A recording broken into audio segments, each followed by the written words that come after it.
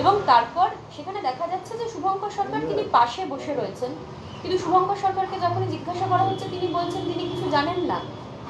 দেখুন, প্রদীপ ভট্টাচার্য বর্ষীয়ান কংগ্রেস নেতা যা বলেছেন সেটা বাস্তব এবং সেটা ইতিহাসের পাতায় প্রমাণিত যে কংগ্রেস মমতা বন্দ্যোপাধ্যায়কে এক্সপেল করার পর, অর্থাৎ 1997 সালের 22শে ডিসেম্বর বিকেল 4টে দিল্লি থেকে খবর এবং সন্ধে 6টার পর প্রদেশ দপ্তরে খবর, এই সেদিন থেকেই তো রাজ্যে একেবারে মোড় নিয়ে নিল রাজনীতিটা। কংগ্রেস মুছে গেল আর তৃণমূল কংগ্রেস মমতা বন্দ্যোপাধ্যায়ের নেতৃত্বে মানুষের স্বীকৃতি পেল। সেই যে মানুষ বেছে নিলেন মমতা বন্দ্যোপাধ্যায়কে, তো তারপর থেকে তো কংগ্রেস সেই বিশ্বাসযোগ্যতা, সেই সমর্থন সেগুলো তো আর পায়নি।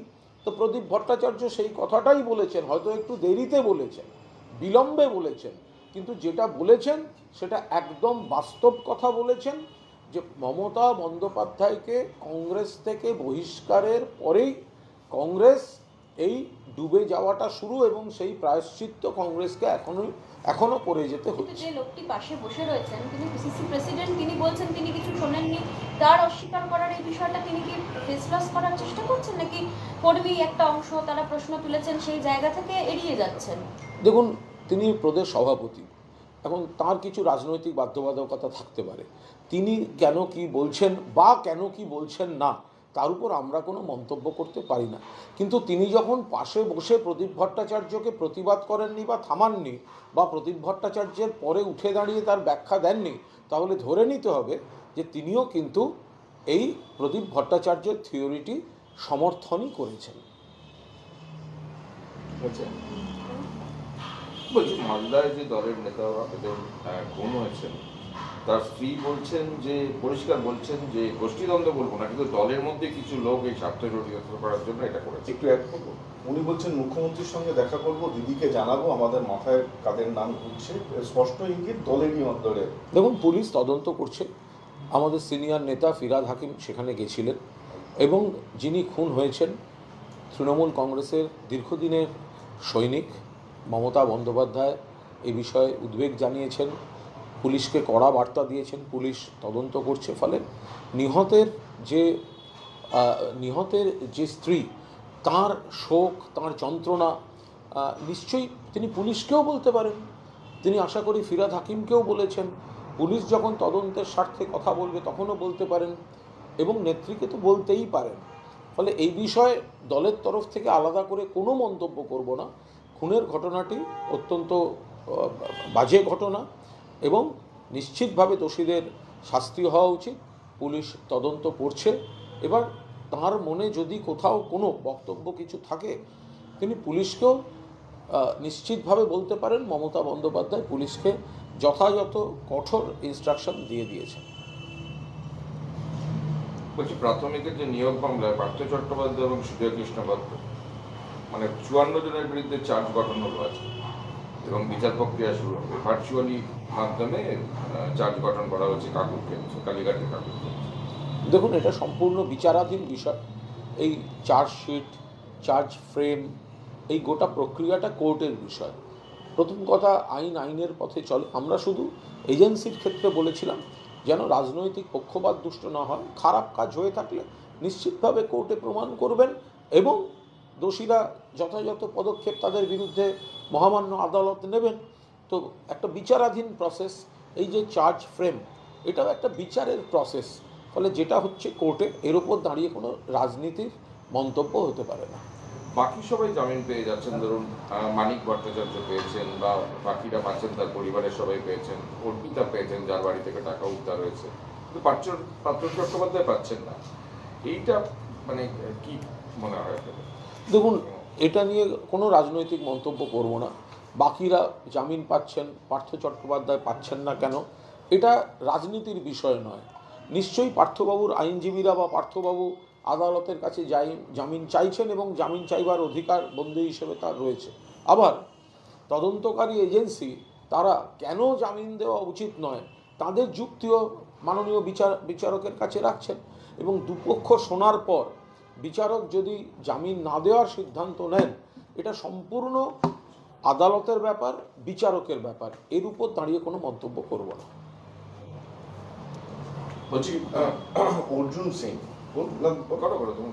অর্জুন সিং বলছেন যে সীমান্তে ফেন্সিং এর জন্য জমি দিচ্ছে না রাজ্য সরকার। এই একই অভিযোগ শুভেন্দু অধিকারীও তুলেছিলেন এবং এই কারণে এই যে অনুপ্রবেশ বা এই নিয়ে যখন আপনারা বিএসএফ কে কাঠগড়ায় দাঁড় করাচ্ছেন, ওনারা বলছেন যে ফেন্সিং এর জন্য জমি দিচ্ছে না রাজ্য সরকার।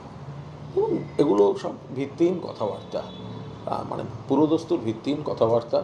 কোথাও কোনো মামলা মকদ্দমা জমি মালিকদের সঙ্গে কিছু থাকলে সেটা কিছু জায়গায় থাকতে পারে, বাকিটা গোটাটাই কেন্দ্রীয় সরকারের বিএসএফের ব্যর্থতা।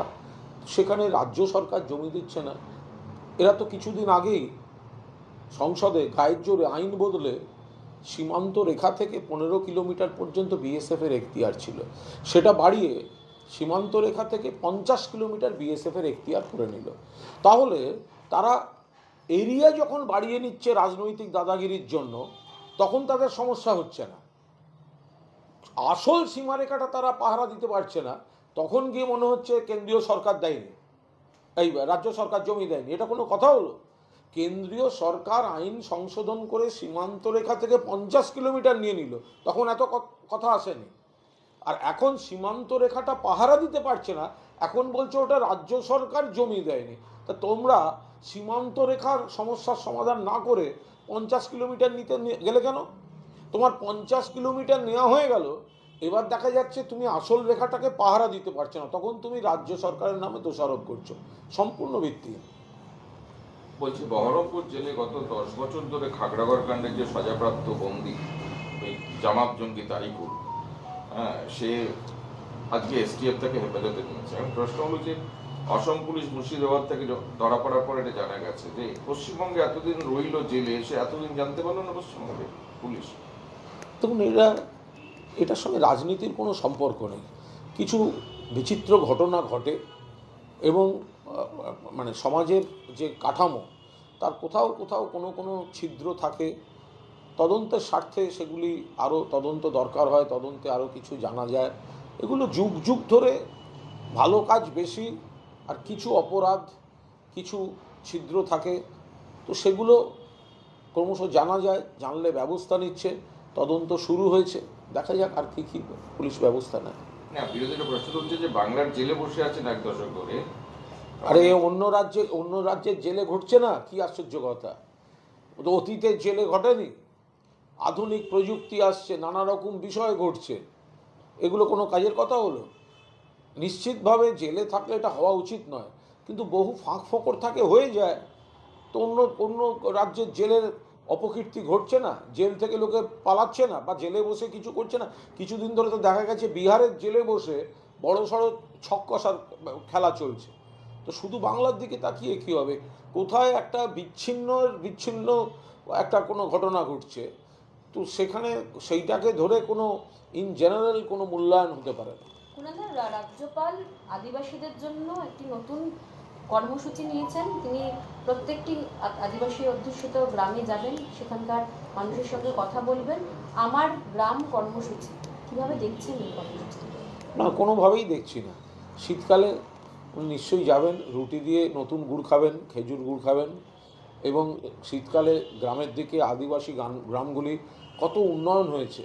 আগে সিপিএমের সময় যেখানে ভয়ঙ্কর খাদ্যাভাবে মানুষ অনাহারে মারা যেত, তার বদলে গ্রামগুলি কী সুন্দর সেজে উঠছে, কত রকম ডেভেলপমেন্ট হচ্ছে, সেগুলো রাজ্যপাল যদি নিজের চোখে দেখেন একজন রাজনৈতিক পর্যটক হিসেবে, তো ভালো কথা। তবে যেখানেই যাবেন ওই নতুন গুড়টা দিয়ে রুটি খাবেন, ভালো লাগবে।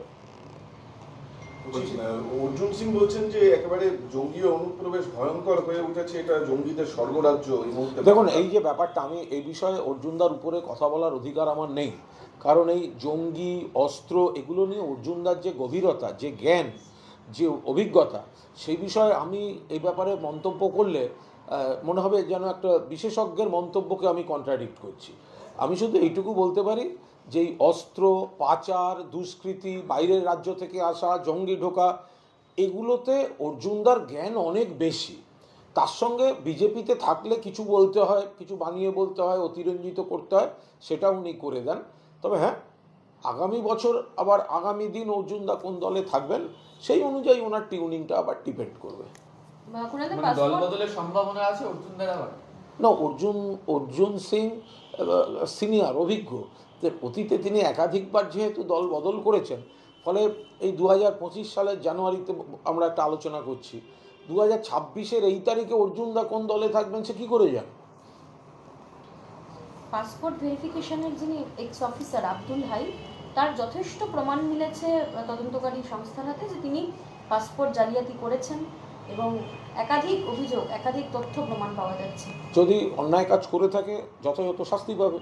এই যে পাসপোর্ট জালিয়াতি সিপিএমের সময় থেকেও ভুরি ভুরি হয়েছে, অন্য রাজ্যেও ভুরি ভুরি হচ্ছে, এখন কমেছে, কিন্তু নিশ্চয়ই কোনো দুষ্টচক্র আছে এবং তার মধ্যে ওই সংক্রান্ত যারা থাকেন কাজে, তাদের মধ্যেই কেউ না কেউ জড়িয়ে থাকলে তারপরে দুষ্টচক্রটা পৃষ্ঠপোষকতা পায়। তো এরকম বিচ্ছিন্নভাবে কেউ যদি কোনো অপরাধ করে থাকেন, পুলিশ ধরছে, তদন্ত করছে, এদের বিরুদ্ধে আইনত যা যা ব্যবস্থা নেওয়া উচিত এবং নেওয়া হবে। বলছি শিল্পী বয়কট বিতর্কে আপনি কল্যাণ বন্দ্যোপাধ্যায় প্রাপ্ত বসু যা বলেছিলেন, তারপরে একটা প্রশ্ন উঠেছে যে মমতা বন্দ্যোপাধ্যায় কি এই বক্তব্যকে অনুমোদন করেন? অভিষেক বন্দ্যোপাধ্যায়ের কি বিপরীত মানে বক্তব্য? এই বিষয়ে আমার কোনো মন্তব্য নেই, এই বিষয়ে আমার কোথাও কোনো মন্তব্য নেই। গোটা বিষয়টা এখানে ভুল বোঝাবুঝিরও আর কোনো অবকাশ নেই। তৃণমূল কংগ্রেস শিল্পী স্বাধীনতায় বিশ্বাস করে, সমস্ত শিল্পী সমস্ত জায়গায় পারফর্ম করতে পারেন। এটা উত্তরপ্রদেশ নয়, এটা বিজেপি শাসিত রাজ্য নয়, এটা সিপিএমের বাংলা নয়, কিন্তু যে কজন শিল্পী শিল্পের বাইরে গিয়ে পরিকল্পিতভাবে কুৎসিত শব্দগুলো বলেছেন, অর্থাৎ প্রতিবাদ করতে পারেন, মিছিলে হাঁটতে পারেন, স্লোগান দিতে পারেন, কেউ বারণ করছে না, কিন্তু চটি চাটা, গালে গালে জুতো মারো, তালে তালে, হেলিকপ্টার করে পালিয়ে যাবে বাংলাদেশের মতো, এই কথাগুলো যারা বলেছেন, যারা তৃণমূল কংগ্রেসের যে নেতাকর্মীরা যেসব অনুষ্ঠানে যুক্ত, সেই মঞ্চে এই কয়েকজনের কোনো জায়গা নেই। এ নিয়ে কোথাও কোনো ভুল বোঝাবুঝি নেই। তাহলে কি মানে সর্বভারতীয় সাধারণ সম্পাদকের বক্তব্যকে কার্যত চ্যালেঞ্জ করছেন আপনারা? একদম না। সর্বভারতীয় সাধারণ সম্পাদক যা বলেছিলেন আমরা তো একমত, যে বাংলায় এটা গণতান্ত্রিক পরিবেশ, যে কোনো শিল্পী তিনি যদি সরকার বিরোধীও হন তার সম্পূর্ণ অধিকার আছে সমস্ত মঞ্চে যাওয়ার, পারফর্ম করার, এটাই গণতন্ত্র। এটা সিপিএমের মতো নয় যে প্রাক্তন নাটক হতে দেবো না, অমুকের তমুক হতে দেবো না, এগুলো নয়। এখানে সবাই যারা সরকারের পক্ষেও থাকতে পারেন, বিপক্ষেও থাকতে পারেন, আরজিকরের ঘটনায় প্রতিবাদ করতে পারেন, তাদের সকলের পারফর্ম করার অধিকার আছে, কেউ বারণ করছে না, কোনো বয়কট নেই। কিন্তু যে কয়েকজন এই সাধারণ প্রতিবাদ এই কর্মসূচির বাইরে পরিকল্পিতভাবে রাজনৈতিক উদ্দেশ্য প্রণোদিতভাবে কুৎসা করেছেন, ব্যক্তিগতভাবে মুখ্যমন্ত্রী মমতা বন্দ্যোপাধ্যায়কে, সরকারকে, তৃণমূল কংগ্রেস দলকে এবং দলের কর্মীদের অকথ্য ভাষায় ওই চটি চাটা, অমুক তমুক, আরে দফা এক, দাবি এক, মুখ্যমন্ত্রীর পদত্যাগ। তো ভাই, তাহলে মুখ্যমন্ত্রীর দলের আয়োজনের মঞ্চে ওঠার জন্য এত ছটফট কেন বাদ পড়লে ফোন করে আমার প্রোগ্রামটা একটু দেখে দিন তো। দফা এক, দাবি এক, মুখ্যমন্ত্রীর পদত্যাগ। তাহলে মুখ্যমন্ত্রীর সরকারের অনুষ্ঠান, মুখ্যমন্ত্রীর দলের অনুষ্ঠান, তো সেখানে যাওয়ার জন্য এত তার আগ্রহ কিসের? আমাদের দলের সর্বভারতীয় সাধারণ সম্পাদক যা বলেছেন, নিশ্চিতভাবে আমরা সবাই তার সঙ্গে একমত। শুধু তার ওই কয়েকজন যে শিল্পী যারা প্রতিবাদের নামে অসভ্যতা করেছেন, কুৎসিত ভাষা, মুখ্যমন্ত্রীকে আক্রমণ, দলকে আক্রমণ, সরকারকে আক্রমণ, মানুষকে ভুল বুঝিয়ে প্ররোচনা, সেই কজন তৃণমূল নেতা কর্মীদের আয়োজনের কোনো অনুষ্ঠানে তারা থাকবেন না। ফোন আসছে আপনাদের কাছে বাদ পড়ার পর, তারপরে অনুরোধ আসছে? এটুকু তো বলতে পারি আমি ফোন পেয়েছি। কি বলছেন? মানে বয়কটে থাকা শিল্পীর থেকে আমি ফোন পেয়েছি, অনুরোধ পেয়েছি। তারা কি ভুল স্বীকার করছেন? ভুল স্বীকার টিকার বিষয় নয়, অনুরোধ পেয়েছি যে আমার অনুষ্ঠান ছিল বাদ হয়েছে, তো যদি এটাকে করা যায়। তো আমি বললাম আপনি ওইগুলো করতে গেলেন কেন? আপনাদের তো আরজি করে কেউ মিছিল করতে বারণ করেনি, মোমবাতি মিছিল করতেও বারণ করেনি, একটা খারাপ ঘটনা, মুখ্যমন্ত্রীও প্রতিবাদ করেছেন, সবাই প্রতিবাদ করেছেন, কিন্তু দফা এক দাবি এক, মুখ্যমন্ত্রীর পদত্যাগ। আর আমরা যারা বলছি যে আপনারা একটু বোঝার চেষ্টা করুন বিষয়টা, তাদেরকে সব চটি চাটা, অমুকের গালে গালে জুতো মারো তালে তালে, এগুলো আপনি করেছেন কেন? ফলে এই মুহূর্তে তৃণমূল কর্মীদের যে আবেগ, তাতে এই সিদ্ধান্ত পুনর্বিবেচনা হবে না। সেই অনুষ্ঠান ফিরিয়ে দিতে বলছেন ওনারা ফোন করে। বলছি ওই মালদার নেতা তার মধ্যে একজন আমাকে বলেছেন যে তখন এটা বুঝতে পারিনি, একটু কয়েকজনের কথা শুনে একটু পাঠিয়ে দিচ্ছিল, সব স্টিকার পিকার করে ফেলেছি, তো ওটা এখন এই বাদটা এখন কোনোভাবে যদি সেটাকে একটা আলোচনায় গিয়ে দরজা খুলে যায় ইত্যাদি, তা আমি তাকেও বলেছি যে আপনি যে কুরুচিকর পোস্ট বা এই জিনিসগুলো করেছেন সেটা তো হয় না। তাতে আমায় একজন আবার বললেন যে আমি একটি অনুষ্ঠানে বাদ পড়ে তো আমার এত মানিজ্যতের ব্যাপার হয়ে গেছিল, আমি শেষে একটু ঘুরিয়ে বলেছি যে আমার ডেটের সমস্যা হয়েছে, আমি ডেটটা দিতে পারিনি, আপনি কুণালবাবু দয়া করে এটাকে আর কন্ট্রাডিক্ট করবেন না, তারা এটাতেও মুখ দেখাতে পারবো না। সরকারি কোনো অনুষ্ঠান না, আমি সে বিষয়ে আমি কোনো মন্তব্য করছি না। আর তাতে আমি তাকে কথা দিয়েছি যে না, আমাদের কর্মীদের আবেগে যেটুকু শব্দ, তার বাইরে কারোর ব্যক্তিগত বাড়তি সম্মানহানি হোক, এটা আমরা কেউ চাই না, কিন্তু তাদেরও মুখ্যমন্ত্রী এবং সরকারের সম্মানটা খেয়াল রাখা উচিত। সুনালদা, এই বিতর্কের পরেই দেখা গেল যে বিজেপির কালচারাল সেলের যিনি কনভেনার রুদ্রনীল ঘোষ, তিনি বললেন যে এই ধরনের চক্রান্তের তিনি বহুদিন ধরে শিকার। আরে বিজেপি কি করেছে? বিজেপি অন্য রাজ্যে কি করছে? বিজেপির কমিটিগুলো দেখুন না, সেন্ট্রাল গভর্নমেন্ট যে কমিটিগুলো করেছে তাতে কারা আছে? বিজেপির অনুষ্ঠানগুলোতে কারা আছে কারা নেই আপনি দেখুন না, কারা ওই নাটকের কোন কোন গ্রুপের টাকা কাটা হয়েছে, অনুদান বন্ধ করা হয়েছে। বিজেপির মুখে এসব সাজে নাকি? সমস্ত রাজ্যে যারা বিজেপি করেন না বা অন্য রাজনীতিতে বিশ্বাস করেন, এমনিতেই তাদের বাদ দেওয়া হচ্ছে। আমরা তো সেটা বলছি না, আমরা বলছি সরকার বিরোধী যারা, তারাও স্বাগত। আমি তো নাম করে বলছি, বাদশা মৈত্র একজন শিল্পী বুদ্ধিজীবী সিপিএমের, তিনি রাজ্যিকরের ঘটনার তীব্র প্রতিবাদ করেছেন।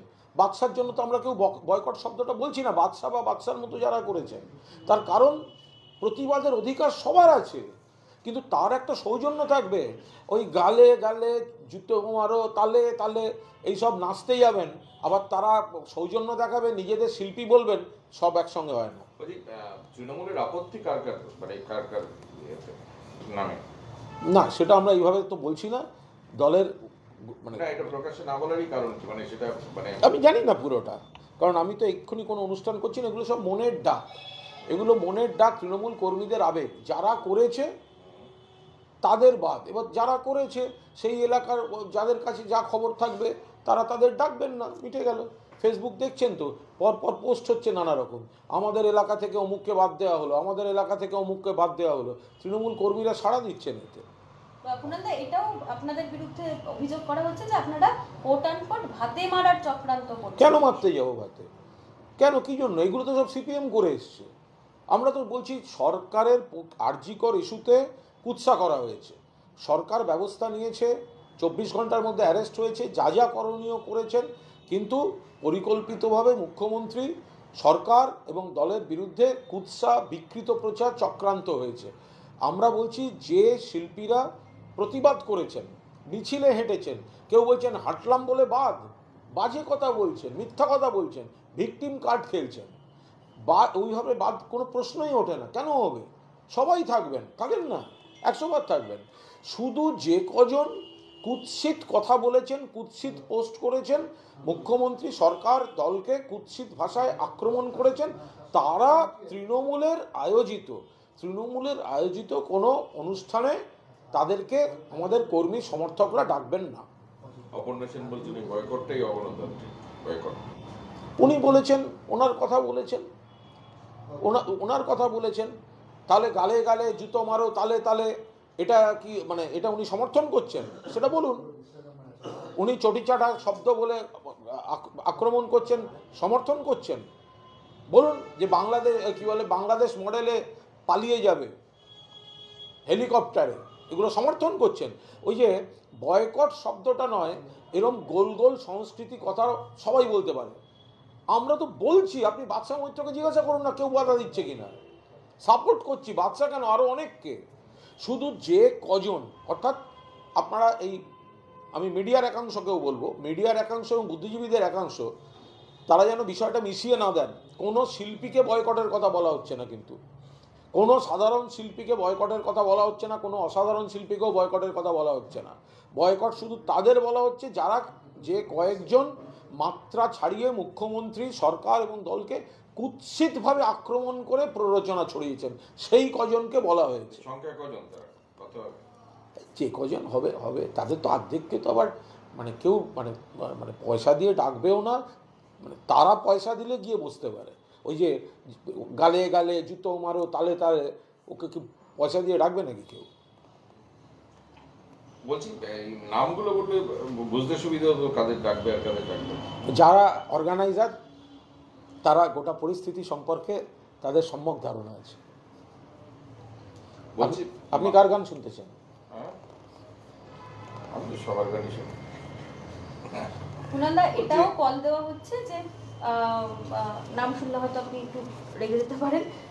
গতকাল যাদবপুরে শতরূপ ঘোষ, তিনি যেহেতু মিডিয়া সাব কমিটির দায়িত্বে আছেন, সিপিআইএম এর তরফ থেকে তারা বলছেন যে এটা একটা, যেমনটা বললাম, যে ভাতে মারার চক্রান্ত, এবং তারা বলছেন সমস্ত বিরোধী রাজনৈতিক দলের দায়িত্ব। সিপিএম এর সময় কি হয়েছে? সিপিএম এর সময় কি হয়েছে? সিপিএম এর সময় কি তখন প্রাক্তন নাটক বন্ধ করার সময় খেয়াল ছিল না?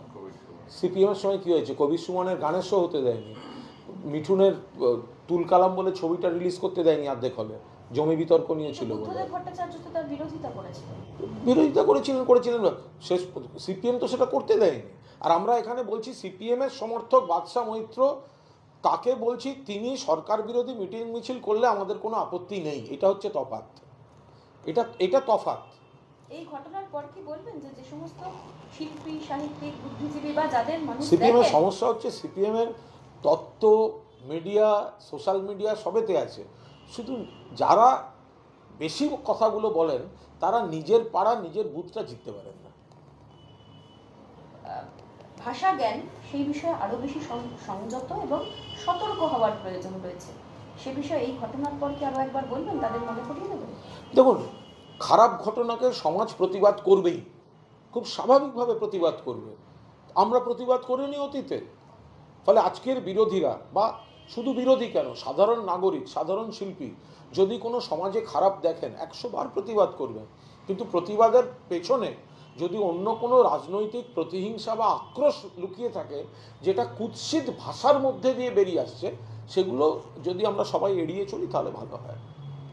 সুকান্ত মজুমদার বলছে উদ্ধত্ত এবং রাজনৈতিক অশিক্ষা ঠিক কোন স্তরে গিয়ে পৌঁছালে কোনো ব্যক্তি নেতাজি সুভাষচন্দ্র বসুর ব্যর্থতা সম্পর্কে বিশ্লেষণ করে। আপনি গতকাল যে মন্তব্য করেছিলেন তার পরিপ্রেক্ষিতে দেখুন, সুকান্ত মজুমদার নিশ্চয়ই মানে এগুলো মানে টিভি বা আমার বক্তব্যগুলো শুনে কথা বললে ভালো হয়। আমি তো আবার বলছি, নেতাজি, দয়া করে আপনারা শুধু নেতাজির সঙ্গে মমতা বন্দ্যোপাধ্যায়ের তুলনা করা হয়েছে এই কথাগুলো বলবেন না। কোন কারণে হয়েছে সেটা দয়া করে বললে ভালো হয়। আমি আবার বলছি, নেতাজি সুভাষচন্দ্র বসু ভারতের গর্ব, জাতীয় নায়ক, বিশ্ব নেতা। তার স্বাধীনতা সংগ্রাম, তার স্বাধীনতা, আজাদ হিন্দ ফৌজকে পরিচালনা এবং দেশের প্রথম প্রধানমন্ত্রী, তাঁর স্বীকৃতি পাওয়া উচিত। কারণ কিছুদিনের জন্য হলেও আজাদ হিন্দ সরকারের তিনি প্রধানমন্ত্রী ছিলেন, 6টা দেশ তাকে স্বীকৃতি দিয়েছিল। আর সুকান্তবাবু জেনে রাখলে ভালো করবেন, উনি এতদিন আছেন, উনি এখনও সংসদে নেতাজি নিয়ে একটা কথা বলেননি, কিন্তু সংসদে আমার ভাষণ আছে নেতাজি নিয়ে, যে নেতাজির মৃত্যু রহস্য প্রকাশ্যে আনতে সমস্ত ক্লাসিফাইড ফাইলগুলোকে প্রকাশ্যে আনা হোক। এগুলো সংসদে আমার বক্তৃতা, সুকান্তবাবুর দলের কারণ নয়। আমার বক্তব্য হচ্ছে, প্রসঙ্গটা হচ্ছে কংগ্রেস থেকে বেরিয়ে সাকসেসফুলি কেউ ব্যক্তিগতভাবে লড়াইটাকে একটা দলে পরিণত করেছেন এবং মানুষের সমর্থন পেয়েছেন, সাফল্য পেয়েছেন। সেইখানে আমি বলেছি, নেতাজির মতো আকাশচুম্বী উচ্চতার কোনো ব্যক্তি, তিনিও কিন্তু কংগ্রেস থেকে বেরিয়ে যখন তিনি দল গঠন করলেন, সেই দলটা রাজনৈতিকভাবে সাফল্য পায়নি। প্রণব মুখোপাধ্যায়, তাঁর ক্ষেত্রে আকাশছোঁয়া ব্যক্তিত্ব, কিন্তু প্রণববাবুও কংগ্রেস ছেড়ে বেরিয়ে কোনো সাফল্য পাননি নতুন দল নিয়ে। মমতা বন্দ্যোপাধ্যায় একমাত্র ব্যক্তি যিনি কংগ্রেস থেকে বেরিয়ে দল গড়ে সফল হয়েছেন, মানুষের সমর্থন পেয়েছেন, কেন্দ্রে প্রভাব ফেলেছেন, বাংলায় 3বার সরকার গঠন করেছেন। এটা আমি কোথায় ভুল বলেছি? এটা তো নেতাজিকে কোথাও অসম্মান করা নয়, প্রণববাবুকে কোথাও অসম্মান করা নয়। এবং সুকান্তবাবুরা যদি বিষয়গুলো না ভেবে চিনতে কোনো মন্তব্য করবেন বলে করেন বা বিকৃত করেন, তাদের সমস্যা। আমি আবার বলছি, নেতাজির উচ্চতা বিশ্বব্যাপী, তিনি আমাদের জাতীয় নায়ক, স্বাধীনতা সংগ্রামে তিনি একটা অনবদ্য নাম, এবং তিনি দেশের প্রথম প্রধানমন্ত্রী হিসেবে স্বীকৃতি পাওয়া উচিত। এটা আমি ধারাবাহিকভাবে বলেছি, আমার সাইন্ড আর্টিকেল আমি লিখেছি, আমার ফেসবুক পোস্ট করেছি, এগুলো দীর্ঘদিন ধরে আমি করে থাকি। কিন্তু কংগ্রেস থেকে বেরিয়ে এসে রাজনীতিবিদ হিসেবে নতুন দল প্রতিষ্ঠা করে সাফল্য পাওয়া, এটা সুভাষচন্দ্র বসুও যেটা পারেননি, প্রণব মুখোপাধ্যায় যেটা পারেননি, বাংলায় একমাত্র মমতা বন্দ্যোপাধ্যায় সেটা পেরেছেন। এটা বলার মধ্যে কোথাও ইতিহাস বিকৃতি নেই, এটার মধ্যে কোথাও নেতাজি বা প্রণববাবুকে অসম্মান করার নেই। এটা শুধু একটা নির্দিষ্ট পয়েন্টে মমতা বন্দ্যোপাধ্যায়ের বাড়তি কৃতিত্বটা তার উল্লেখ আছে। বলছি মালদা, আচ্ছা, যারা এই কথাগুলো বলছেন তারা জীবনে কোনোদিন ফরওয়ার্ড ব্লকে ভোট দিয়েছেন? যারা বলছেন যে আমি নাকি নেতাজি, আমার কোনো কথায় নেতাজি অসম্মানিত হয়েছে, আমি বলেছি নেতাজি দেশ নায়ক, নেতাজি আমাদের সকলের স্বপ্নের নায়ক।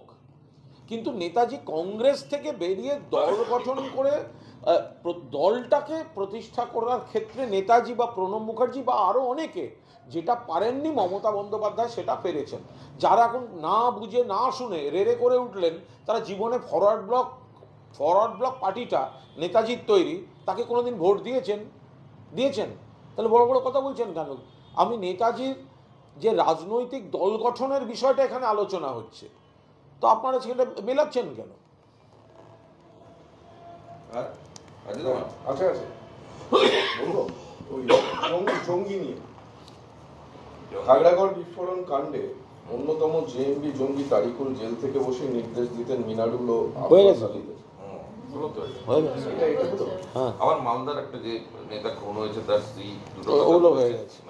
দুটো কথা ইম্পর্টেন্ট বলেছেন। এক হচ্ছে এই মুহূর্তে চন্দ্রিমা ভট্টাচার্য গেছেন ওখানে। হ্যাঁ, চন্দ্রিমা ভট্টাচার্য গেছেন। এই মুহূর্তে বিরোধীদের কোনো মোটিভ আছে বলে আমি দেখতে পাচ্ছি না, মনেও করতে পারছি না, মানে খুনের পিছনে। হ্যাঁ, সেটা ওনার যা আশঙ্কা, এটা তো কেন খুন, কারা করলো, কী জন্য, পুলিশ তো তদন্ত করছে এবং মুখ্যমন্ত্রীও সমস্ত বলে দিয়েছেন, পুলিশকে কড়া নির্দেশ দিয়েছেন, উদ্বেগ প্রকাশ করেছেন। তো সুতরাং নিহতের স্ত্রীর মনে যা আছে, ফিরাদ হাকিম গেছিলেন, চন্দ্রিমা ভট্টাচার্য যাচ্ছেন, পুলিশের যারা তদন্তকারী অফিসার তারা থাকছেন, ওনার যা মনে আসছে, ওনার যা অনুমান, যা আশঙ্কা, উনি নির্দ্বিধায় বলে দিতে পারেন। আরো একটা কথা বলছেন যে দুলাল বাবুকে একটা পোস্ট দেওয়ার কথা চলছিল, সেটা কারোর পথে কাটা হয়ে থাকতে পারে, এতদিন দল করি বলে দলের প্রতি বিশ্বস্ততার কারণে মুখ খুলে। সেটা আমি বলছি তো, যার স্ত্রী মানে যিনি মারা গেছেন, তার নিকট আত্মীয়রা, বন্ধুরা, তাদের যন্ত্রণা থেকে তো কিছু কথা তারা আশঙ্কা, অনুমান তারা করতে পারেন, সেগুলো তদন্তকারীদের নিশ্চিতভাবে তারা বলবেন, দলের নেতৃত্বকে বলবেন। আর একটা আছে যেটা ভালো কিছু হিন্দিতে আমাদের তো স্টোরির জন্য। হ্যাঁ, করো না, বলো, আমি অলরেডি লেট।